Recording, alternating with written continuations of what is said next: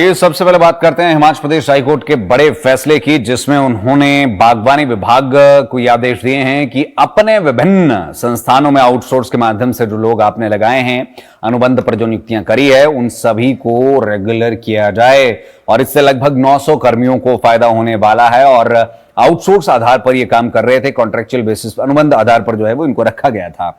इसमें आपको बता देना चाहेंगे, न्यायाधीश संदीप शर्मा ने सैकड़ों याचिकाकर्ताओं की याचिकाओं का निपटारा करते हुए आदेश जारी किए हैं। और उन्होंने कहा कि इन पदों पर, कुछ पदों पर जो है वो अनुबंध आधार पर नियुक्तियां हुई थी। इन मामलों में याचिकाकर्ताओं को विभिन्न पदों पर भरा गया था, जिसमें सहायक अभियंता, कनिष्ठ अभियंता, सिविल, इलेक्ट्रिकल, मैकेनिकल, ये सारे थे। और बहुत सारे इसमें पद थे, जिसमें इन्होंने एक तरीके से हम कह सकते हैं कि संस्थाओं के थ्रू इन लोगों को रखा था अनुबंध के आधार पर, आउटसोर्स बेसिस पर। आप एक तरीके से इनको समझ लीजिए। इन्हें या तो परियोजना प्रबंधक, हिमाचल प्रदेश बागवानी विकास समिति या निदेशक बागवानी द्वारा विभिन्न वेतनमानों पर जो है वो आउटसोर्स आधार पर रखा गया था। ऐसा इसलिए किया गया था ताकि इनको जो है वो रेगुलर करने की तलवार सरकार पर आने वाले समय में ना लटके।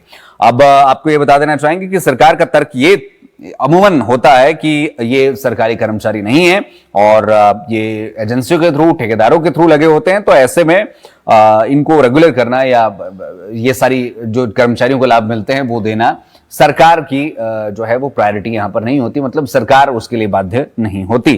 खैर, यहां पर अब कोर्ट ने ये फैसला सुनाया कि भाई ये सारी चीजें, याचिकाकर्ताओं ने कहा कि इसी तरह की स्थिति में बनाई गई सरकारी सोसाइटियां, कुछ सोसाइटियों का नाम उन्होंने बताया कि नियुक्त किए गए थे, लेकिन बाद में उन्हें वरिष्ठता और अन्य लाभों के साथ संस्थान में रिक्त पदों में समायोजित किया गया। और ये सारी चीजें हुई। साथ ही में इसमें सरकार का तर्क ये था कि ये बागवानी विभाग के कर्मचारी नहीं है, बल्कि वे सोसाइटी के कर्मचारी है, जो कि एक स्वायत्त निकाय है। इस तरह हिमाचल प्रदेश सरकार द्वारा तैयार नियमितीकरण के लाभ जो है वो उनको नहीं दिए जा सकते।